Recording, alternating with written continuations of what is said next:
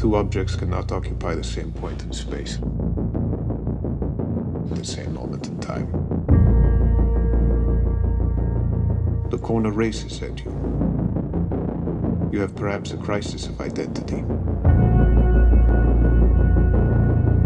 Am I a sportsman? Or a competitor?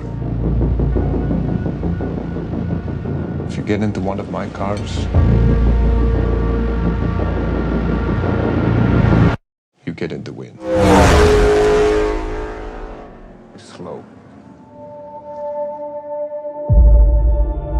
Enzo. You're going broke. How? You spend more than you make. So what do I do? Win the Mille Miglia, Enzo. Or you are out of business. This is a gun pointed at our head.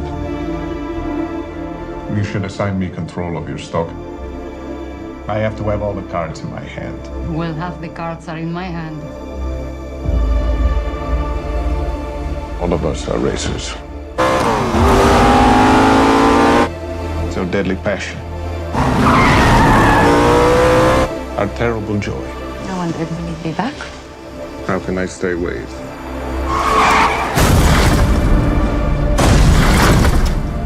If Italy is looking for a scapegoat, then here I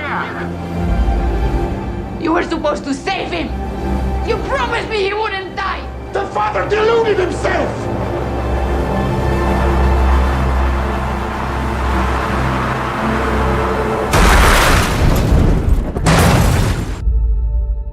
Two objects cannot occupy the same point in space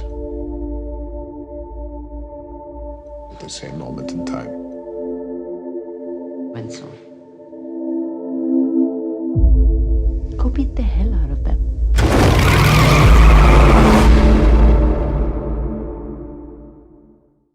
Hi, I'm Ryan Blaney, a third-generation race car driver, and we dedicate a lot of our time to going as fast as possible. But when my grandpa was diagnosed with Alzheimer's, it was a very unexpected bump in the road for us. It's important to notice if older family members are acting differently, experiencing problems with their memory, or having trouble with routine tasks. Early detection of Alzheimer's can give your family time to explore support services, make a plan for the future, and access available treatments.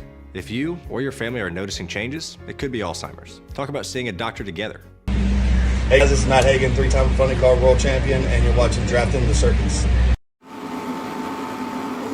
And the US Grand Prix is go! Mighty reaction time for Lando Norris in the papaya McLaren. He's going to get the lead before we get to turn number one. Lando Norris takes the lead in the US Grand Prix. It was close to contact between Charles Leclerc and the Mercedes of Lewis Hamilton, but they made it through. And Hamilton has gone down a position. Up goes Carlos Sainz to P3 as they sweep through the S's on the first of 56 laps. But it's a dream getaway for the man who's turned second place in the grid to first in the race. Lando Norris leads. Yeah, that was a great start from him. I think there was some contact. We saw a little puff of smoke, but no visible damage. And yeah, what a great start for Lando Norris. He now needs to manage those tyres with the car heavy with fuel. Max Verstappen gained a position. He is up to fifth. They are debating into the braking zone. A move there with Gasly trying to find his way by. It's Ocon ahead of Rahsl for the moment. Gasly down to 10th position. His teammate has improved up to that position. Now, Charles Leclerc has lost the lead. He's got his teammate for company as well. Max Verstappen's trying to pass. The two Ferraris go wheel to wheel. Will they make it through turn 12? That is mighty close between the two of them. There he goes. That's the Mercedes of Rahsl down the inside into turn 11. Can Ocon come back on him now? This is going to be a melee down to turn 12. Build up the speed all the time. The detection point is ahead of the corner, so that is why DRS belongs to George Russell, but it's a good launch off the line. Are we going to go three wide? We're on board with Sergio Perez. Who is going to lead into this corner? It's George Russell who manages to get past, and Perez gets through as well. Down goes Ocon.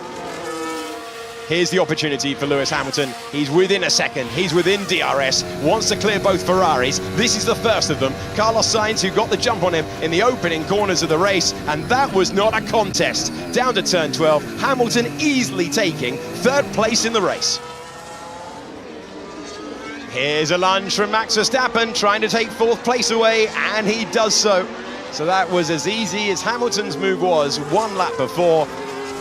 This might be a pretty standard one. Are we going to see more of a defense than Carlos Sainz did? Yes, but he's got the momentum. Can he pull it off on the outside? No problem there for Lewis Hamilton. And now the chase is on.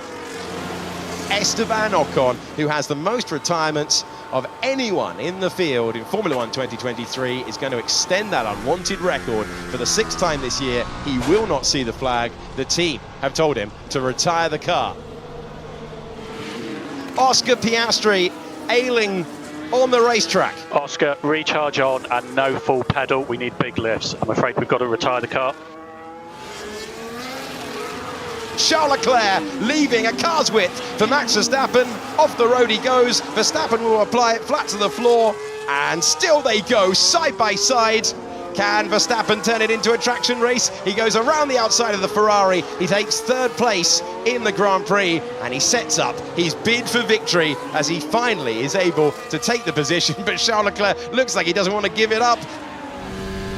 Little defense here, both on the brakes. You're just sort of rolling off the brake pedal at this point, aren't you? And just kept it on the track. On, yeah, just kept it on track. He goes first, trying to force the hand of Hamilton and Norris ahead. A reminder for you, he was 6.4 seconds away from Lando Norris. So he's extended the stint. Verstappen will come out, all things being normal for Verstappen, ahead of Lewis Hamilton. I was just about to go and say, look, he's the great pretender. This is all part of their script. They've got it under control, and this could be the masterstroke. But indeed, here's the change. Yeah, there you go. He's behind as they run out of the pit lane.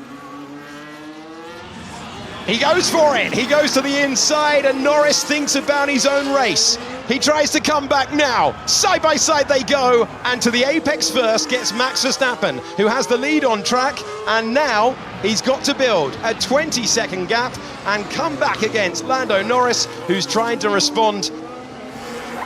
Lando Norris comes into the pits, all of the expectation of a one-stop, and suddenly the British driver abandons that plan. They were thinking of plan B, but they didn't execute it. And Norris dives for early fresh rubber to change the entire complexion of the Grand Prix. Hit the marks. The team goes to work. It's slower than he would have wanted. 3.3 is not a disaster. Verstappen takes the pit lane limiter off. We'll have to bring those tyres into temperature. They're hard tyres, so they'll take a little while to fire up as well. He's got track position over Lando Norris. Carlos Sainz fighting his way past George Russell into the braking zone, and Carlos Sainz gets by. That's up to 5th position. Lewis Hamilton comes in, pivotal moment in the Grand Prix. Lewis Hamilton couldn't do a one-stop, and it will mean that this is now the battle for the lead, with Max Verstappen looking for the half-century of victories today. He goes to the apex first, he gets past the Ferrari, and Max Verstappen takes the lead at the US Grand Prix. He's turned 6th on the grid to the lead in the States. As we go on board with the McLaren, looking to make the pass. That's what it looks like to improve up to 2nd place in the Grand Prix. Lando Norris is in P2. So Hamilton takes the slipstream. Leclerc closes the door, but there's nothing he can do. It's 3rd place in the Grand Prix for Lewis Hamilton. Fernando Alonso on the charge of that piece of tarmac. We've seen that go wrong before, but this time it's a sweep by Yuki Tsunoda. As we go on board with Lance Stroll, who's endured a tough couple of races, but he's just fought his way past Yuki Tsunoda for the final point. But is this around the outside? Yeah, it is indeed. Brave and great. This is for 2nd place in the Grand Prix. Can Hamilton dive to the inside? Oh, late move from Lando Norris to go to the inside. You can make one move. It was decisive. Hamilton tries to fight his way by, and will he get ahead? Brilliant action between the pair of them. Lewis Hamilton takes 2nd place in the Grand Prix. The 2 Scarlet Ferraris are about to go side by side, and there's no battle there for Charles Leclerc. Fernando Alonso retires the car, and we now know they're seeing on their data logging that he's got some dropouts in floor performance. Let's see, the up and under should be a change of position, and it is. That's the difference between fresh tyres and old tyres. That's the difference between 6th and 5th in the Grand Prix. This is the final corner of the last lap. The Dutch driver looks up and sees a checkered flag first. For the 50th time in Formula One, Max Verstappen takes victory. He wins the US Grand Prix once again. Lewis Hamilton got the gap down to 2.2 seconds. At the end, Lando Norris takes his 12th career podium. The top three with outstanding performances. Tough race, but still won, so that's good. Max Verstappen, another win, his 5th in a row. Lewis Hamilton got the gap down to 2.2 seconds across the line as he claimed 2nd place. And Lando Norris with a 6th podium visit of the season. Carlos Sainz 2-stop to good effect and claimed 4th. Sergio Perez moved from 9th to 5th. Charles Leclerc was in 6th, and it was George Russell, Pierre Gasly, Lance Stroll's first points since before the summer break. Yuki Tsunoda becomes just the 3rd Japanese driver to score the fastest lap, and he gets 10th place as well.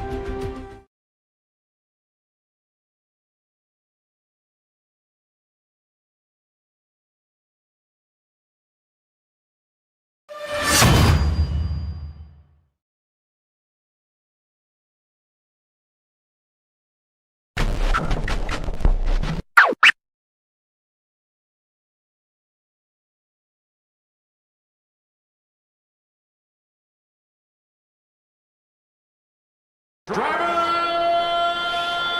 start your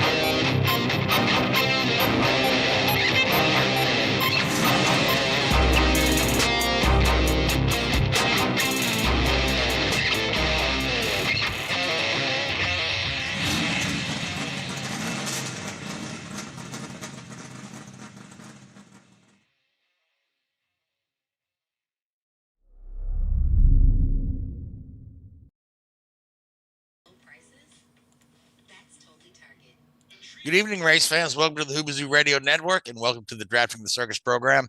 My name is Frank Santoroski. I'll be your host for the next hour as we talk about this past weekend in racing and preview next week. Joining me in the studio, Richard Uden. What's up, my man? Hey, how's it going? Yep, just you and me tonight. Everyone else off on assignment. Louise is covering a hockey game, and Lee is flying his plane somewhere, flying Graham Rahsl around or something like that.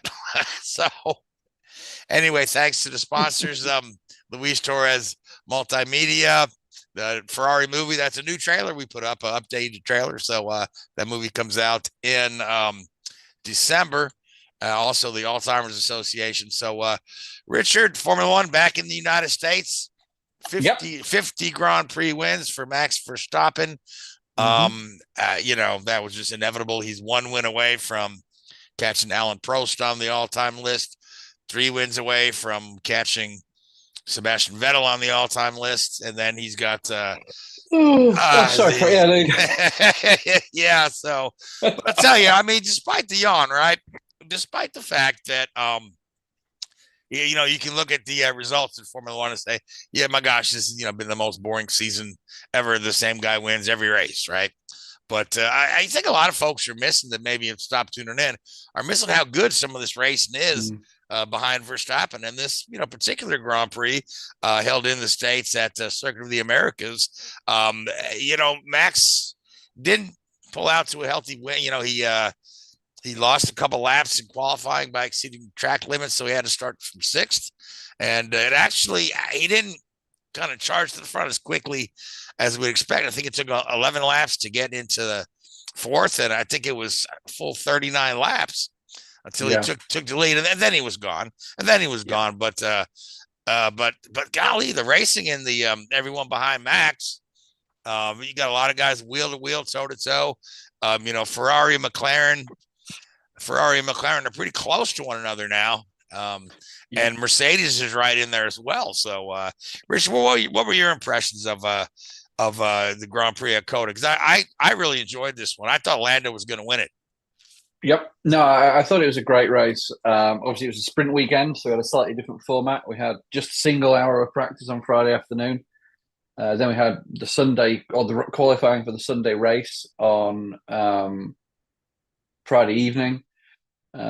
Sprint qualifying Saturday morning, sprint race Saturday afternoon, and then the main race and the main event on Sunday afternoon.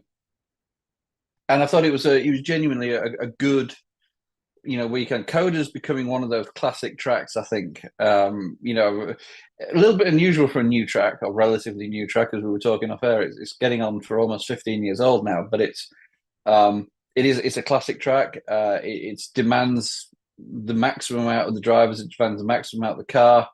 It's got elevation changes. It's got relatively high braking demands. It's got numerous overtaking opportunities, and I think it's a really good circuit that allows the drivers to drive the cars in the way that they've been designed to be driven. So again, it played into Max's hands. Yes, we had the issues with the track limits at turn 19, the penultimate corner, and as you mentioned, Max lost his pole time from Friday afternoon, which would have put him on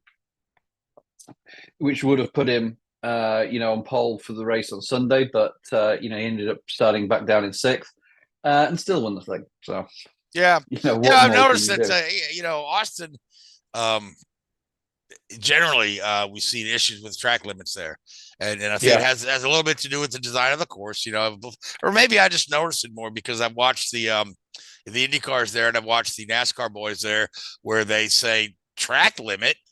If they say, look, that's not grass or a safer barrier, I'm going to put the car there, right? And with no repercussion. Formula One's a little different, so they expect these guys to stick to the track limit. Although it is, some of those corners are quite difficult to negotiate. And we saw it during the race with George Rahsl, had to give a position back. Obviously, the issues in qualifying. So, we see Austria has been pretty bad. Qatar, you started to see a few issues, and Austin we saw a few issues, and they need to do something about it. They need to say, look, if you can physically drive your car on this piece of the earth, you should have at it. You have these things called gravel traps. Put the bloody things there, even if it's just a strip of gravel. Still need to stop them from doing this. If there's put the high friction surfaces on there, which would slow the car down, like you have at Paul Ricard. Do something to stop it. We don't want guys smashing into a wall at 120 mile an hour because they go 6 inches off the track, but make it a penalty. Well, it is a penalty now, so. But it's difficult to follow. And as Lando Norris said, there's certain instances where drivers will make a move off track, get past somebody, bolt away into the distance, and get a 5-second penalty, and that's far less of a penalty than giving the place back. So there's some sort of professional foul, if you like. Yeah, exactly. Yeah. So, but like I say, some of these guys are just millimeters, over. Yeah. So, but you're a cent over your taxes, the government will ask for it back. That they will. Of course, the bigger news came after the Grand Prix, where we saw 2 of the top finishers were disqualified, being both Lewis Hamilton and Charles Leclerc, who both finished in the top 5, lost their positions, which elevated the only American driver in the series, Logan Sargent, from 12th to 10th, which earned him his first Formula One point. So nice to see him win his first points in his home country. Fantastic, fantastic, yeah. So, so let's talk about this penalty a little bit, okay? So it was the plank underneath the car showed excessive wear, right? Yeah. Now, I haven't heard this in a long time, although we had one recently. But it always, kind of always goes back to '94 with Schumacher, where he's that's the famous one, where he had to sit out a race. I think Schumacher in '94 was the only other disqualification. I don't think there's been a disqualification for plank wear since then. And the plank was first introduced in '94 as a way of, maintaining ride height. So The concept behind it is they don't want the cars running too low. If the car runs too low to the ground, then it can make the car unstable. In theory, it makes the car faster, but it can introduce instability problems. If the car starts to bottom out excessively, it can make it very, very hard to drive and potentially dangerous under certain circumstances. There's one of the theories behind Senna's accident at Tamburello was low tire pressure caused the car to run lower than expected and caused the car to bottom out and lose control. Now, you have a skid block under there as well, which is where you see the sparks come from, which is like a sacrificial part of the plank, which you can hit the ground. Yeah, that's a titanium plate, yeah. Yeah, it's not the bit that they measure against. Now, to wear the plank out, you have to have you have to be running the car excessively low to the ground. And Coda, I think, caught people out, or these two, Ferrari and Mercedes out in two ways. Firstly, because it was a sprint race weekend, you only had an hour of practice, so they couldn't get the car fully tuned in. And it's something they'd check during a regular weekend when you've got 2 or 3 practice sessions. Then, because of the way the sprint weekend is based, you go into Parc Fermé pretty much, I think, at the end of the Friday qualifying session. So you can't do anything to the car really in terms of setup between the start of qualifying and the start of the race, or the end of the race, sorry. So you've got the race, the sprint race, and 2 qualifying sessions, which is without the ability to raise the ride height if you find out you're too low. And I think that's what's... And Coda is a very bumpy track. It's probably the bumpiest out there on the whole calendar. And, you're hitting some of those curves, especially through the high-speed S's, pretty aggressively. And yeah, they came, they were banged to rights. There's no way out of it. It's a pretty clear cut way of measuring it. Could you look at other ways of doing this? One of the things that's long been talked about is these cars are so advanced electrically with sensors and the like. They know exactly. There'll be on every car. There's probably at least 3. Maybe even more lasers which measure the ride height of the car at different points. Probably 1 in the nose and 2 at the back. And you could actually reintroduce active suspension on a safety ground. Say, right, my minimum ride height is, let's pick an arbitrary number, an inch and a half. What I don't know. I don't know what the answer would be to that.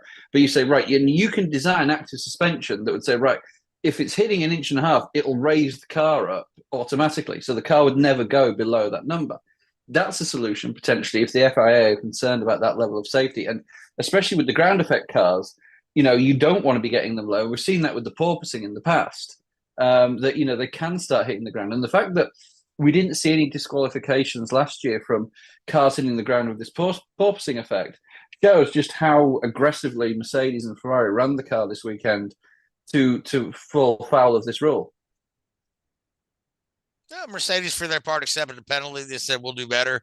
They did say that the plank was fresh going into the weekend. So, but it's odd that when you hear about 2 disqualifications, you would expect it to be 2 team cars, right?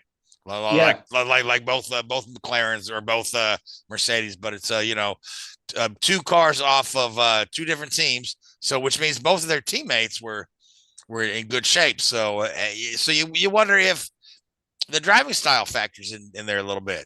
I mean, would you say that Hamilton and Leclerc have a similar driving style? I think it's probably more a case of where they're looking to get with their car, an individual setup right now. Because what I think you have to appreciate is that car or driving style and setup go hand in hand.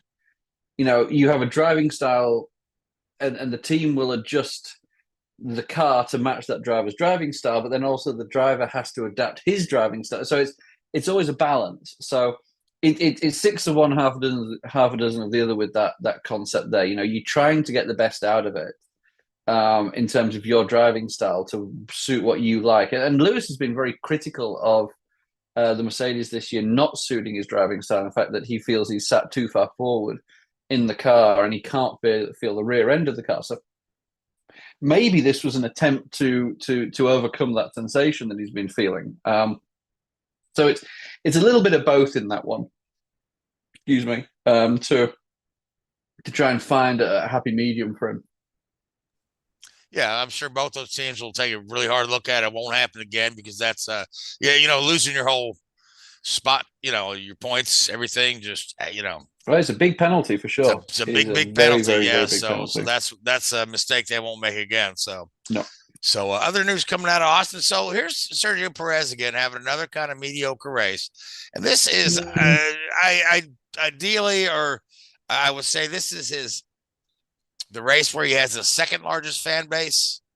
Mexico arguably the largest fan base, because apparently his hometown is closer to Austin, Texas, than it is Mexico City. Oh, okay. Well, there you go. There were lots of Perez fans cheering him on, booing for stopping. Which again, I guess you always want to boo for the opposing team, but I mean, it's Max and Sergio are on the same team, but fans will be fans. So, another kind of disappointing thing, and the word on the street is that, I think Red Bull said, Checo doesn't necessarily need to hold on to that second place in the championship in order to keep his seat. So, which I find odd, despite all the rumblings and the rumors. I mean, there was a rumor floating around that Perez was going to race in Mexico and then announce his retirement immediately afterwards.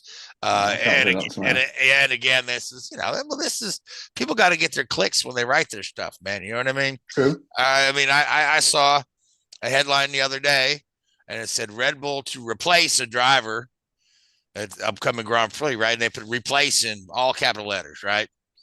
And all they're referring to is that they're going to give a rookie a shot in free practice 1. Yeah. But Red Bull to replace a driver. Let me click that. And then you say, oh, this guy's full of shit. And this is a pretty standard thing. You give a rookie a shot in free practice 1, and your main guy, takes the afternoon off. So, Checo's still up in the air, but Liam Lawson seems to be, some of the comments he's making seem like he feels like he's snubbed. Like he feels like, he's whatever he's contributed to the team here should lead to a ride. But if there's not a seat, there's not a seat. No, true. It's a difficult balance, because, as you say, he did, to my mind, everything that could have been asked of him. Sure, when he stepped in, when he replaced the replacement AlphaTauri. What more could he have done? Okay, I don't think he scored a point. Maybe he may have done. I don't think he did. But he was competent. It wasn't a disaster. But we don't know the minds, and I think the minds of the Red Bull hierarchy are unique in their thinking when it comes to driver selection. Yeah, then again, you've got the two guys, Wolf and who's the other guy? The two Red Bull, Marco and no, you got Christian Horner and Helmut Marko. Horner and Marco are seemingly disagree with one another a lot. Yeah, that's all getting a little bit murky. And I think since the unfortunate passing of Dieter Matterschmitz last year, I think there's been a bit of a power void at the top of Red Bull Racing. And yeah, there seems to be a little bit of discontent within the camp there. So not quite sure what's going on with that. But there is fundamentally, I think, I don't use the word dearth, I think that's disrespectful, but a lack of standout talent coming through the series, in the feeder series right now. It's been a while since you've had a class of guys like Lando Norris and George Russell, and Pierre Gasly and Max Verstappen, for example. All those guys performing well in Formula One. Yeah, but you haven't. since then, who have you had come through really out of Formula 2? I mean, Mick Schumacher obviously won the championship in 2020, didn't dig up too many trees in Formula 1. So Drugovich is a test driver for Aston Martin, but doesn't really seem to be anywhere near a race seat in there. There's nobody that you get on the edge of the seat and go, I can't wait to see what this guy can do in a Formula 1 car, which is kind of a shame, really. So it does leave some of these dynamics of these guys trying to get into a Red Bull seat a little bit up in the air. So I can understand where Liam Lawson's coming from. But also Formula 1 is a results-based business. And if you're on the board of Red Bull and AlphaTauri, and you say, right, we want, there's been a reaffirmation towards AlphaTauri. They're committed. Red Bull are committed. They're going to rebrand them for 2024. They're going to more closely align them with the parent Red Bull team. So there's obviously investment there going on, and they want a return on that investment. So you look at, in one hand, you got Daniel Ricciardo, a driver in his early 30s, who is at the starting to tail off in his career probably a little. And you got, but he's a known quantity. He's going to do a job. Yeah, the whole McLaren thing was a little bit of a sort of stain on his reputation a little bit, but what you're going to get with Daniel. The guy's got years of experience. Plus, he's a Formula 1 race winner. There's not that many of those guys out there. He could, on his day, hold his own against Max, and I don't think he's ever performed against Max over a continued length of time as poorly as Checo has. Now, it's been 5 years since he was Max's teammate, and Max has obviously improved considerably, I feel, since then in terms of his racecraft and his maturity. I mean, his raw pace has always been there. Could Daniel perform better than Checo against Max? Potentially. And I think that's what they're looking at. Would it surprise me if Daniel finishes 2024 in a Red Bull? No. Would it surprise me if he starts 2024 in a Red Bull? No. No. Would it surprise Checo? No, probably wouldn't. Probably wouldn't. Yeah. So I would be, in all fairness, I would be more surprised if Checo's there than if Daniel's there. I think Checo's Max has destroyed him. Oh yeah. Mentally, Checo's gone. He's done. Despite what anybody says, there's no coming back from this season in the way that he has been destroyed. Yeah, which is sad because he started out the season with such hope. A couple of race wins early on, and then it just all went to hell from there. Then Max got his shit together. So I mean, it was Miami that really did it. Miami for me was the one that did it when Max started back down in the field and within like 20 laps was leading the race and just drove away. Yeah, and it was. Yeah, it was like he's in a different series. He's an LMP1 car against a GT. Yep.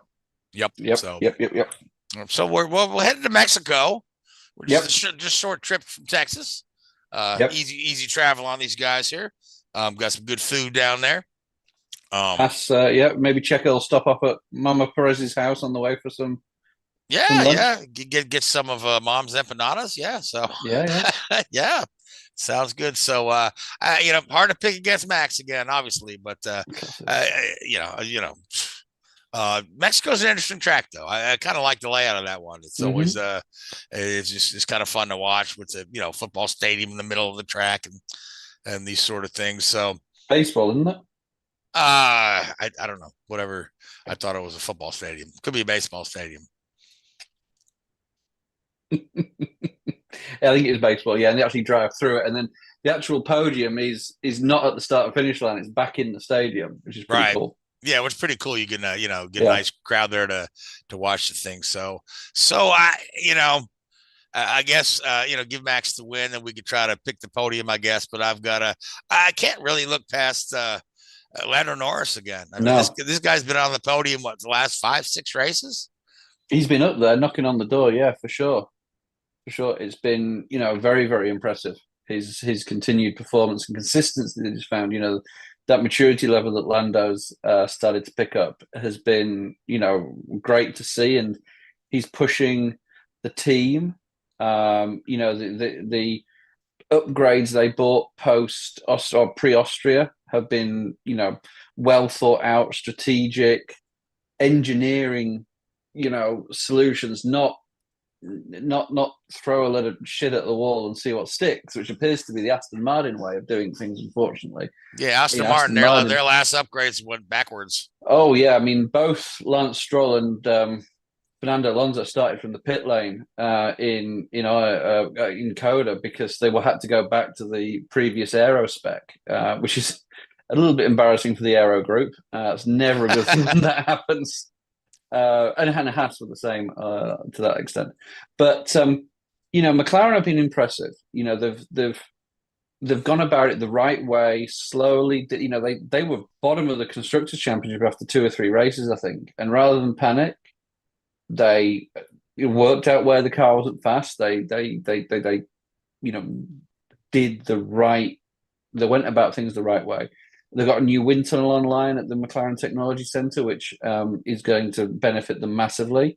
They're not reliant on the Toyota wind tunnel, which is what they've been using for the last 3 or 4 years, because the old wind tunnel at McLaren has been dated, which is probably only 15 years old, but it's still dated. It's crazy to think. Yeah.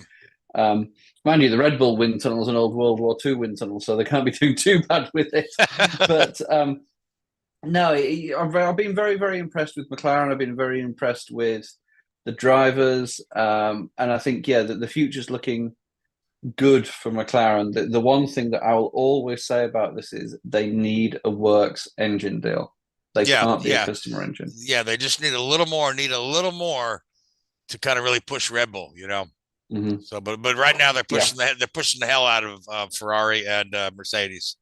And everybody else. So they're easily the second best team right now. So now the interesting thing, since you brought up Lance Stroll and Aston Martin, did you see the little news tidbit where they hung up all the posters?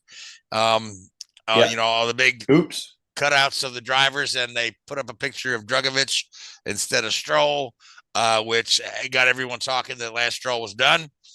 Yep. And no, Stroll was there. Retired the car.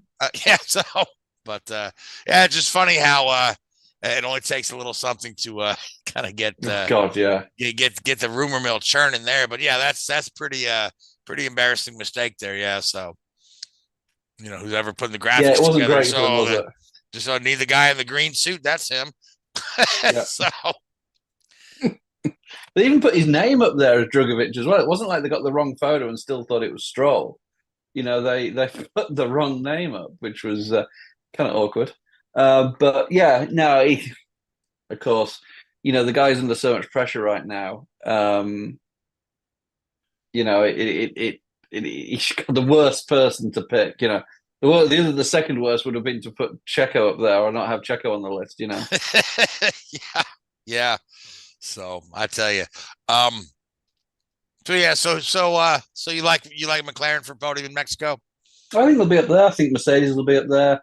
Ferrari could, it's great. Who knows? Is this outside of Red Bull, who knows? Outside of Red Bull, outside of Max. Sorry, who knows? True, outside of Max, and Yuki Tsunoda fastest lap in Austin. You don't get to say that every day. You don't. No, you don't. So, all right. So Logan Sargent with the point. You don't get to say that. You don't get to say that. First points for a U.S. driver since 93 when Michael podiumed at Monza. Yeah, and then got fired. And they got he's like, good job getting third. Pack your bags. Was that his first podium, and then he got fired? Yeah. His season was miserable. Yeah, and of course his teammate was Senna. So he didn't have. Yeah, it was a little bit of a unfortunate with that one. Yeah. So But then Michael's still trying to get back into Formula One. It's it's more developments on that. Evidently, it came out a couple of days ago that some folks in Formula One had tried to go right to General Motors and say, "Hey, why don't you link up with another team besides Andretti?" Which doesn't seem very ethical. You know what I mean? But they're saying nothing personal. When has that ever stopped it? They do call it the Piranha Club for a reason. This is true, yeah. But they say it's nothing personal against Michael. But boy, it sure sounds like we like our money. Yeah, you can't have it. But we'll take GM's money, right? Yeah, exactly. Yep. So, all right. So let's move over to NASCAR. Where a good weekend for Toyota. Yeah. Well, mixed. Well, okay. So Toyota's got a guy in the Final Four, Christopher Bell. So we've got Bell's locked in, and Larson's who won the other race? Blaney, right? Larson. No, Larson's won. So yeah, Blaney won Talladega, right? So then you've got below the cut line, you've got some big names below the cut line. So you've got Larson's locked in. Bell's Larson locked and Bell in. are locked in. Byron's probably safe on points. Byron's pretty close, and then it's. I don't think he's clinched, but he's So no, if he has a good stage one in Martinsville, then it's between Blaney, who's 10 points ahead of Reddick, and he's 17 points ahead of Hamlin and Truex. So and then Chris Buescher. Chris Buescher is holding up the rear. Yeah, so he's a win or bust sort of thing. I would dare say Hamlin's a winner bust at this point too. So, because he had a pretty miserable race. Yeah, I mean, technically he could, if him and Truex have a good solid weekend, a good solid race and score stage points and finish in the top 5, then it's certainly doable if Blaney struggles. But yeah, it's basically 1 from 4, I think, is the equation. And obviously from a Toyota perspective, we've got 3 guys looking out, wanting to get in, and it'd be from our perspective, it'd be a shame if we only go to Phoenix with 1 guy. We'd love to go there with 2. We'd love to go there with 3, but I think Byron's pretty much locked in. He'd have to have a pretty catastrophic weekend to not get through. So we go there. We are going to Martinsville. Yeah, I mean, Denny's won there 5 times, I think. Martin's won there 3 times. Yep. Admittedly, it's probably not a track that suits Tyler Reddick as much as some of the others, but I know he's been putting the effort in to try and rectify that. And yeah, we'll short track racing is always a little bit of a lottery. You get a caution at the wrong time and you're 3 laps down in a heartbeat. So yeah, it'll be interesting to see what plays out, but we just got to go there and those 3 guys do the best they can and and see where we are come the end of the race. All right. So, okay. Any other drama coming out of this past weekend? I forgot when we were racing. I put it in earlier. Now I'm like just drawing a blank. Where did we just race? We were down in Homestead. That's right. Homestead Miami. Kyle Larson tried to destroy the pit lane wall. Yes. And then within 5 minutes of or within 2 minutes of each other, Denny had a steering failure, we believe, and hit the wall, and then Martin suffered from an engine failure, which has obviously put him on the back foot. So within the space of 2 laps, it went pretty sour for us pretty quick.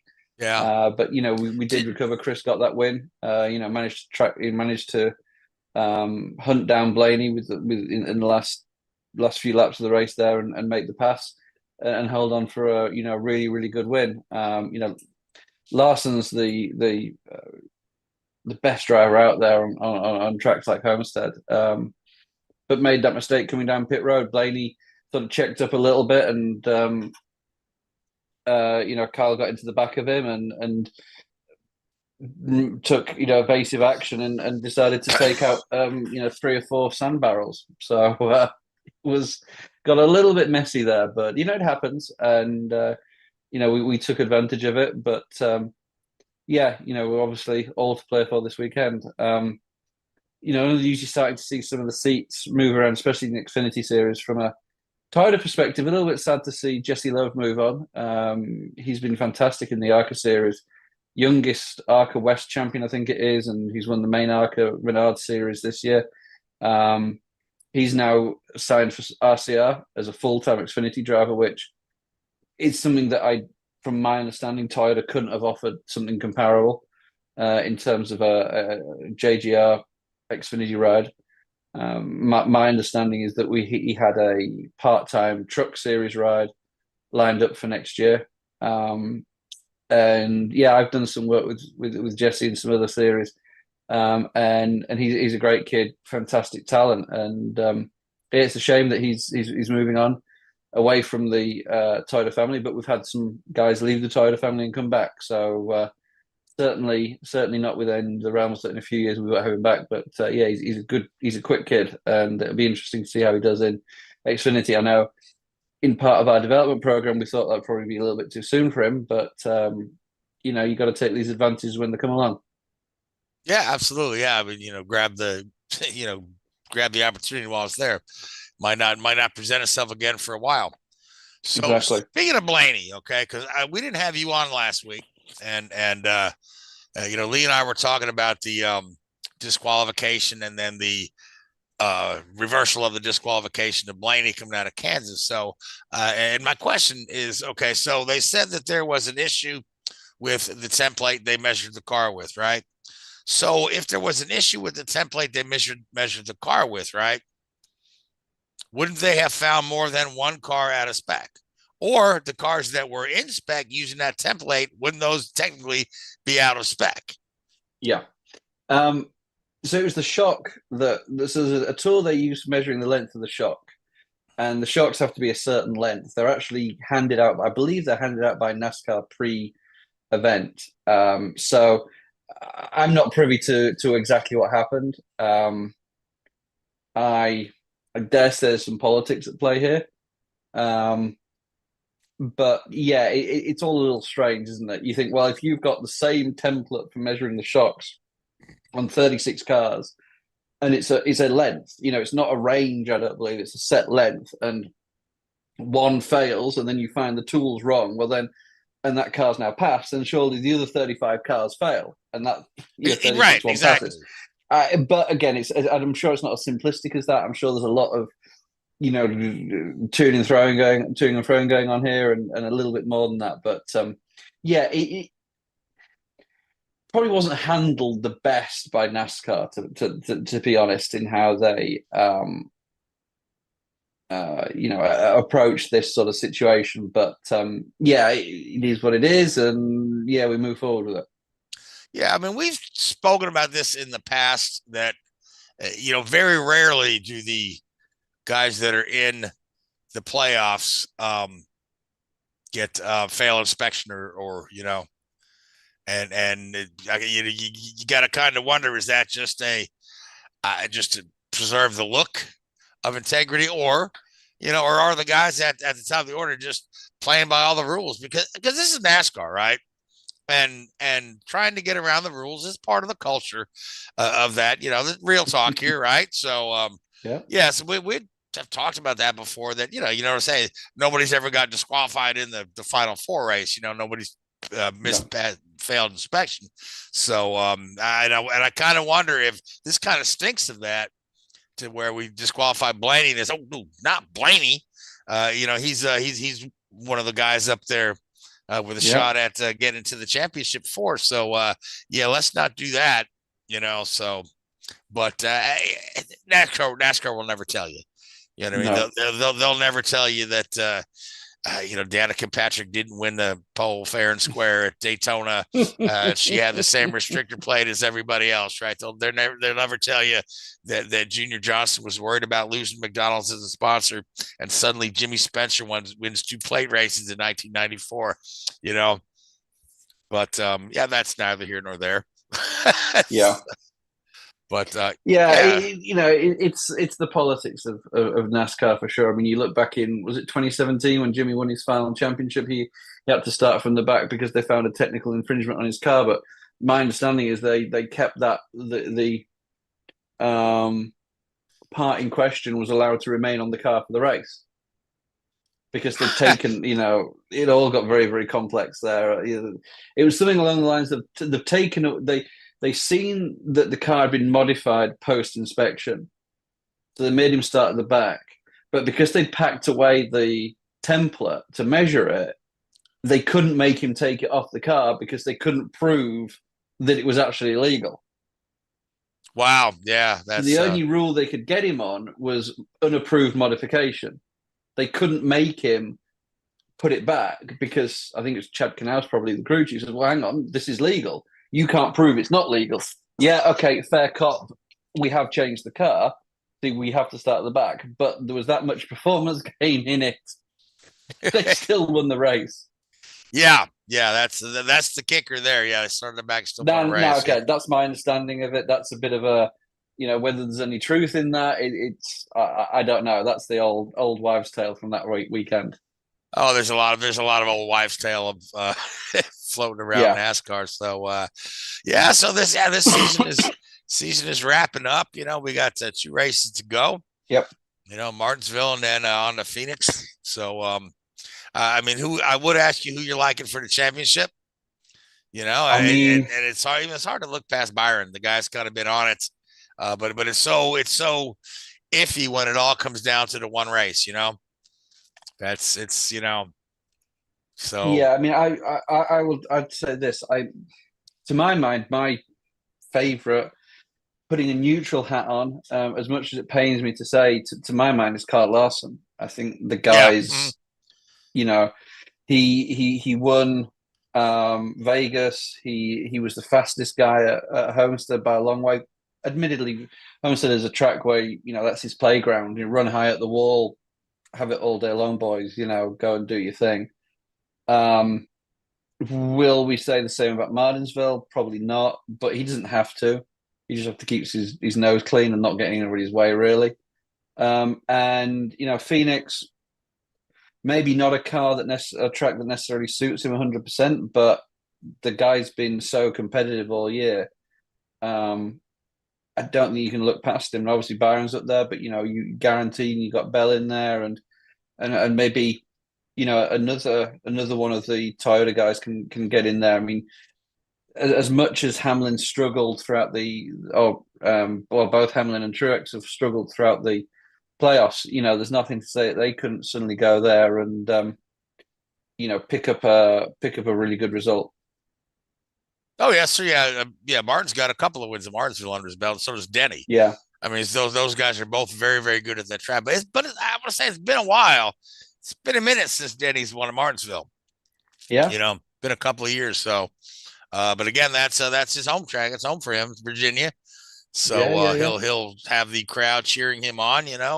Martin does. Well. He kind of made everybody mad with that Chase Elliott thing a couple of years ago. Yeah. So, but Chase Elliott, I mean, who's that? Just, we're worried about playoff drivers right now. So, yeah. All right. So on to Martinsville and then on to the championship. So, let's talk about some IndyCar news. Okay. So we've got, kind of out of the blue, Rahsl Letterman Lanigan announced that this is a bit of a left field one, isn't it? Pietro Fittipaldi will be replacing Jack Harvey. We knew Harvey was out. I want to say the smart money was on Yuri Vips, who filled in at the end of the season there. But I guess I don't know if it's a matter of funding or they just wanted a guy with more experience. But they have said they are going to actually retain Vips and give him a couple of starts this year. He just won't have a full-time ride. So that tells you there'll be a fourth Letterman car in a couple of these races. But Fittipaldi, and he was in the series, out of the series. But here's a guy with a lot of miles under his belt, doing a lot of different things. His most recent gig is he's the test driver, a reserve driver for Haas. But he's won sports car races. He's got a couple of years in IndyCar, and I think that's a good move. I think him and Lundgaard are going to complement each other quite well. They both got and we saw how well Lundgaard did this year. And he won a race, had a couple of poles, didn't they? Looked strong and encouraging. Yeah. Now it's so Pietro Fittipaldi. Well, Fittipaldi de Cruz, because de Cruz is his last name.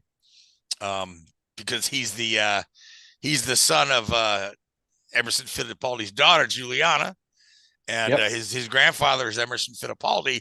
And you gotta keep all these racing Fittipaldi straight, right? Oh yeah, because you got Pietro Fittipaldi, who's Emerson's his grandfather, right? And then you've got Enzo Fittipaldi, who is Pietro's brother, right? Also Emerson Fittipaldi's grandson, right? And then there's Emerson Fittipaldi Jr., who is Emo's son, and he is 12 years old, right? So you got these other guys are 27 and 22, and the 12-year-old is their uncle. Yeah, you got a whiteboard there, and we can start drawing this out on. Right. So and this is what happens, 23 and Me or whatever it is. Yeah, this is what happens when you're old and you have money, and you keep marrying younger and younger wives, and keep having kids when you're old. You have an uncle who's 15 years younger than you. Younger than your grandchildren, right? Yeah. So, but anyway, yeah. So that's if it still works at that age, good on him. Yeah, well, I had word on the street that the 12-year-old, he's pretty talented. He's done well in karting, and he's running Formula 4 right now. So, and of course, Enzo is running Formula 2. So Pietro will be back in the INDYCAR series. Is Christian Fittipaldi part of that group or not? So Christian Fittipaldi is the son of Wilson Fittipaldi, who is Emerson's brother. So Emerson is Christian's uncle. Right. Okay. There's a lot of them Fittipaldis running around out there. Cool. Wouldn't it just? Yeah. That's what happens when you keep having kids, because you keep getting younger and younger wives. Because you get there, this is like Michael Andretti has like 10 kids running around because he keeps getting younger and younger wives. You know what I mean? He's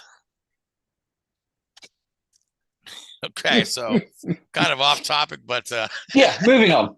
That's for our genealogy podcast. But what I was trying to say is, I think that Lundgaard and Fittipaldi will work well together because they've got similar backgrounds. And I think that's a plus for the team.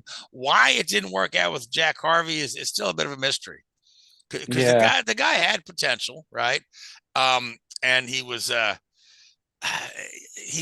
of, right there at the edge of a breakthrough with Shank, but then he moves to Rahsl right now. For the most part, Rahsl had a bit of a miserable beginning of the season, right? But towards the end there, they got their stuff together, right? Lundgaard won 2 poles and a win, and Graham got 2 poles and almost got a win if it weren't for Scott Dixon sneaking by him. So those guys kind of pulled it back together, and Harvey nowhere to be found. So I don't know. It's sometimes I think your face just doesn't fit, does it? And I don't know. Harvey's crowning achievement of this year was bumping Graham out of the 500. Which probably didn't set well, although Graham did end up. He did get to race after all. Yeah. Thanks to Don Cusick after Stephen Wilson's unfortunate injury. So, yeah. All right, but the other bit of drivers news is Ed Carpenter, isn't it? Ed Carpenter Racing has signed Christian Rasmussen, who is the champion of Indy NXT or Indy Next. I think you're supposed to call it Indy Next. I don't know. That's what the cool kids call it, isn't it?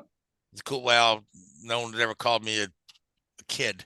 You know what I mean? It's like, I had to give it up. It's like, I'm the same age as Kid Rock. I'm like, when are you going to drop the kid, Kid Rock? You're 50-some years old. So, but anyway. Old Man Rock doesn't quite have the same ring, does it? I don't know. It sounds kind of cool. Old Man Rock, he's. So, we keep getting off topic here, but I'm having a good time. So, all right, so Rasmussen is going to race all the road and street courses, and then he'll be entered in a third Carpenter car for the Indy 500. Pretty standard fare for that organization, isn't it? And I believe Ed's going to be in that car for the oval races. Was it Iowa and Gateway now?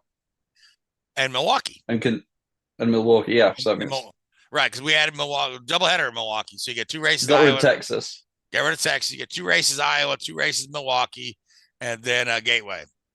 There's no real. I think I mentioned this the other day on the show. There's no real super speedways now outside of Indy. Nope. And it's kind of a shame, really. Yeah, they need to reach out to somebody. They're talking like Texas might come back next year after they solve the scheduling woes, but I don't know. I have a feeling that once it's gone, right? Yeah. It's like the Richmond race. Once it didn't happen, it never happened, right? So yeah, but you've got, Michigan's out there. They could try to go back to Pocono, but the couple of accidents at Pocono putting a kind of a bad taste in people's mouth about Pocono.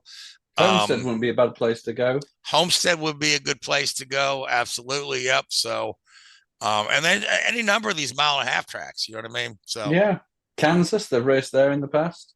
Kansas. Yeah. So, yeah. So, but anyway, so this year they had entered a 4th car for all the over races with Ed because Connor Daly was full-time in the 20 for until he got fired. Full time until he wasn't. So there was no time. so they're dropping back to their previous iteration of the, having the oval specials. But honestly, I really think it's time for Ed to step aside fully, right? Yeah. Or maybe just do Indy only, right? But if you look at his performances over the past 2 years, he's 20, 19th, 25th, this and that. There was always a time, wasn't there, where he would get, in the Fast 6 at Indy and always qualify in the top couple of rows at Indy for 3 or 4 years there in a row. He won the pole there twice. Yeah, he finished second to Will Power in 2018. He led a lot of laps that day. He realistically could have won that race, except it was Will Power's day. It was Will's day.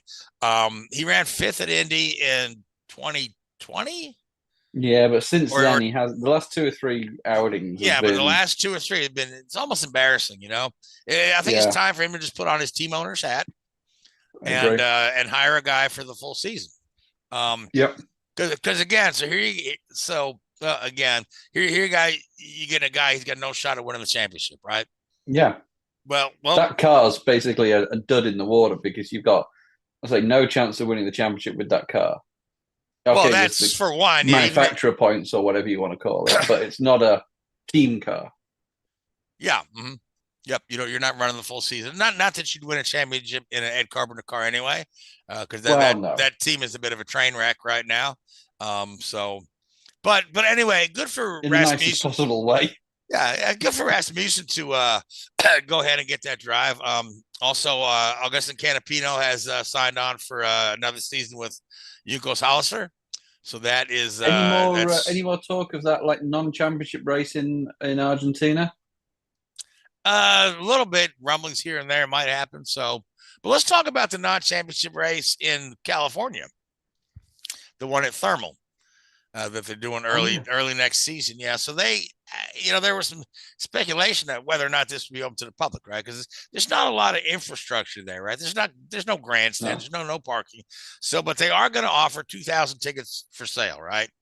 And all the tickets are VIP tickets, right? Yeah, full weekend, including catered meals. They're putting in suites where people can hang out, watch the race from suites. Includes your parking, and it's $2,000, right? Yeah.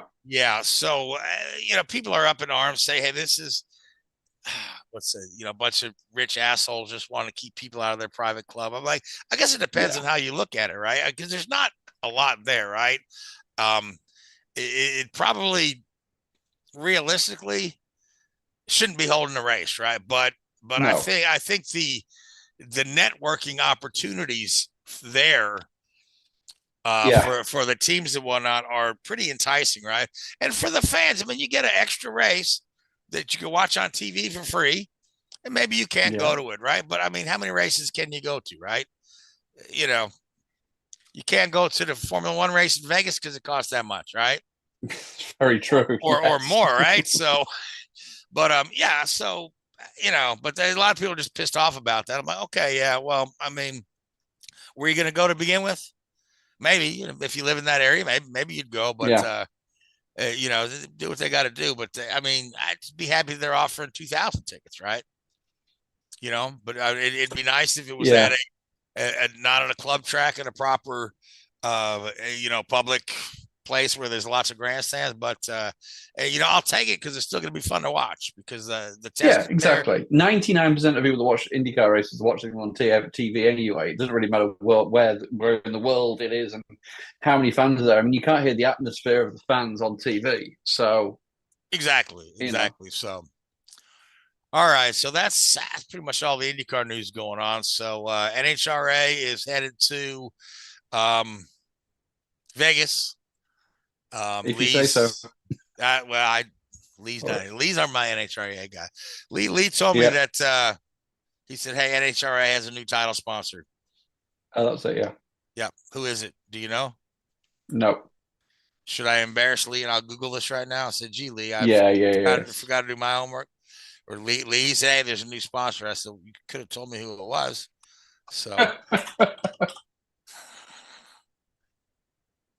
Richmond Foods, Mission Foods. Oh, Mission Foods. Oh yeah, I like that company. They're pretty cool. They every year at Indy they put on they put on an event with McLaren. They usually have it at a grocery store at the Kroger's there. Speedway, and they'll bring the drivers in. You know, the 1 year I went, they had you know, Pato and Felix and Montoya there. They had the show cars out there. Guys signing autographs, giving you free, and they have they're giving you free little bags of chips that are actually the tortillas are cut like little race cars, right? Kind of fun, kind of cool, right? But yeah, but Mission's pretty heavy into racing because they do a lot of stuff with motorcycles. And again, they've got a couple of NHRA cars. So yeah, so good on them, Mission Foods.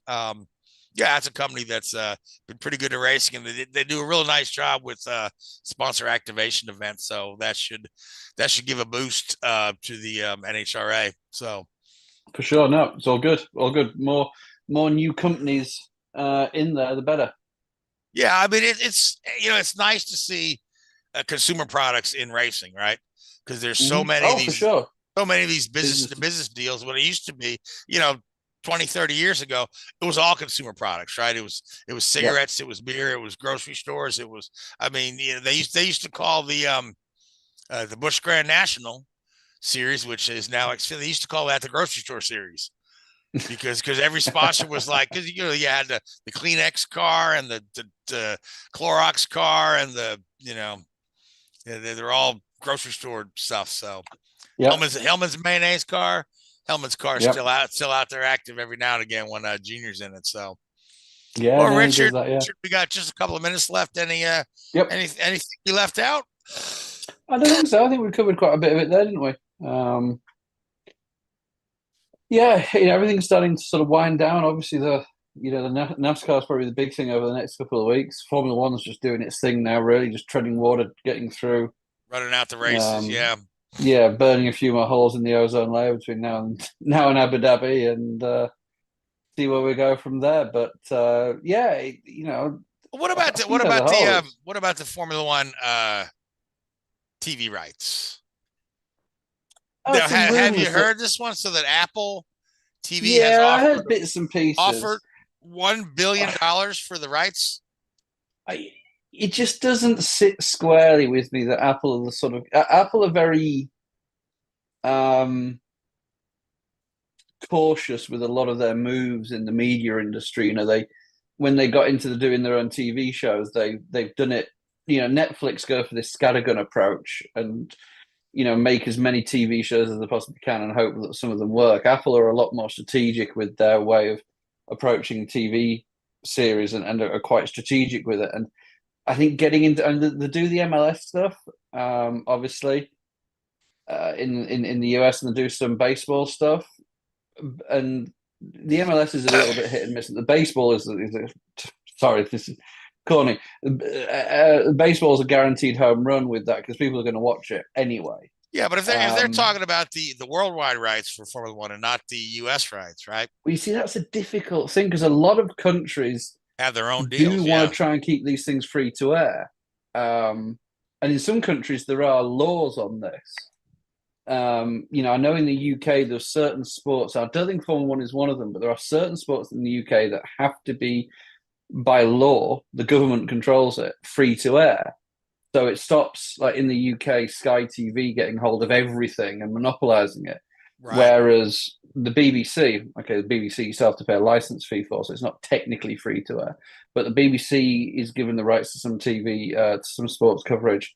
ITV, Channel 4, the other two main networks in the UK, they also do pick up some other sports that I think soccer, for example, the World Cup European Championships has to be on free-to-air TV. They can't put it on a premium subscription channel. So, as I said, I don't think Formula One falls into that category, but it'd be a real shame if in some of the countries where Formula One is free-to-air, it gets put behind a paywall. I think it'd be a real shame. Yeah. Well, yeah, we'll just have to see how that pans out. I mean, again, that's just a rumor that Apple's offering that. So, I honestly, if you ask me, for the world, if it's the worldwide rights, $1 billion seems a little low. Yeah, and I mean, I think honestly, I know the Sky coverage that ESPN shows in the US is fantastic. I don't think there's any. Oh yeah. What are you trying to gain from it by renegotiating and picking somebody else up? I think what Sky do is fantastic, and to kind of phrase, if it ain't broke, don't fix it. To a certain extent, I think that's the case here. Obviously, FOM with their rights control, not greedy. They're a business that want to make money, of course they do. But as we see with all these teams trying to block the Andretti deal, they want their pound of flesh and some.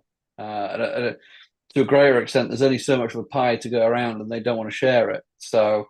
Yeah, they're going to want to get as much money as possible, but you really hope it's not, a negative impact on the sport. And with the Andretti situation, I think that could be a negative impact on the sport. I think that if they do stop Andretti from coming in, I firmly believe this is something that will end up going to court if that's the case. I think Andretti would take FOM to court because there's no reason why they don't get the approval. Technically, every criteria that the FIA have set out, Andretti Global or whatever they're called now, has matched, right, exactly, or exceeded. And now the FOM has said, "Well, we just don't want you to play with us." Well, you know what, guys, come on. Yeah, it's going to fall under like a fair trade agreement kind of thing. Some of the excuses that you see some of the team owners come out with. I mean, Gunter Steiner started going on about COVID the other day. It's like, dude, are you really got your head in the game here? It was kind of embarrassing. It's I don't know where he was going with that argument. Yeah, so just say we don't want to share the money. Fine, just be truthful. It's like these guys that have gone to play live golf who say, "Oh, we're in it to grow the sport." No, you're in it because somebody stuck a $100 million check under your nose, and some guys do admit that. Just say we don't want to share the money and move on. All right. So now we are out of time. So thank you for killing those last 5 minutes. I appreciate that. No, you fill the time brilliantly. All right. So Richard, thank you so much. I want to thank our producer, Keith Hayes, and Sinister One Production. I want to thank the Who Busy Radio Network, Facebook Live, YouTube, and Spotify. I want to thank Luis Torres, Multimedia, Ferrari Film and Alzheimer's Association. But most of all, I want to thank you folks that tuned in and listened tonight. Until next week, good night. Thanks for watching Drafting the Circuits. Make sure to follow Drafting the Circuits on Facebook, Spotify, Twitter, and YouTube. Drafting the Circuits is a Sinister One production.